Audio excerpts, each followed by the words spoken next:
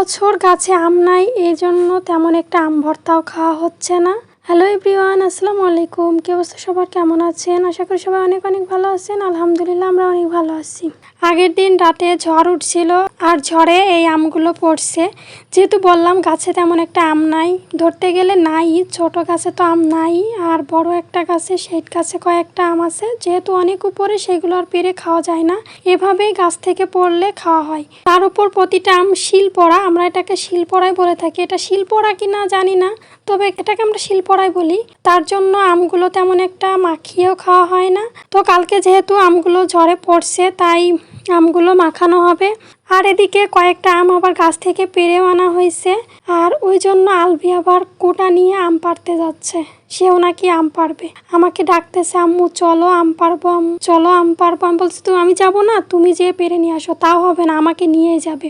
তো আর কি করার, তার পেছন পেছন চলে আসলাম আম পাড়তে, কারণ সে তো আর ছাড়বে না, সে আমাকে নিয়েই আসবে। দেখা যাক আলভি আম পাড়তে পারে কিনা। তো এই তো দেখতেই পাচ্ছেন আলভি রাস্তার উপর উঠছিল আম পাড়ার জন্য।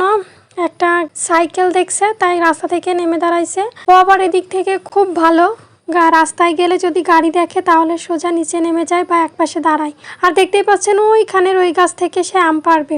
তাকে বলতেছি বাবা পরের গাছের আম পারলে মার দেবে, চলে আসো, কিন্তু না, সে আসবে না। সে আম পেরেই নিয়ে যাবে, সে কিছুতেই আম না পেরে যাবে না। যাই হোক, তারপর অনেক বুঝিয়ে তাকে বাসায় নিয়ে আসছি। আর এদিকে দেখতেই পাচ্ছেন আম ভর্তা করার জন্য আমগুলোকে সুন্দর করে কোরানো হচ্ছে। আর এদিকে আলবিকে একটা শিলপোড়া আম দিয়েছি, আলবি এটা অনেক মজা করে খাচ্ছে। নরম হয়ে গেছে আমটা, পাকার মতো, এই জন্য সে অনেক মজা করেই খাচ্ছে আমটা। আর এই তো আম কোরানো শেষ, আর এখন হচ্ছে মরিচ কেটে নেওয়া হচ্ছে। আর মরিচ কেটে তারপর তার মধ্যে কাসন, লবণ আর সামান্য চিনি দিয়ে তারপর হচ্ছে আম ভর্তা করা হবে।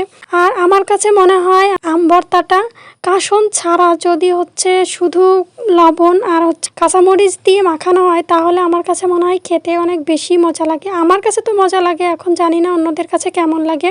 মাখানোর আগে আলবির জন্য আম রেখে দিয়েছিলাম, আর সেটা আলবি অনেক মজা করে খাচ্ছে। আলবি কিন্তু অনেক টক খেতে পারে, দেখতেই পাচ্ছেন আলবিকে যতটুকু দিয়েছিলাম আলবির কিন্তু ততটুকু খাওয়া শেষ। এখন সে আবার খেতে চাচ্ছিল।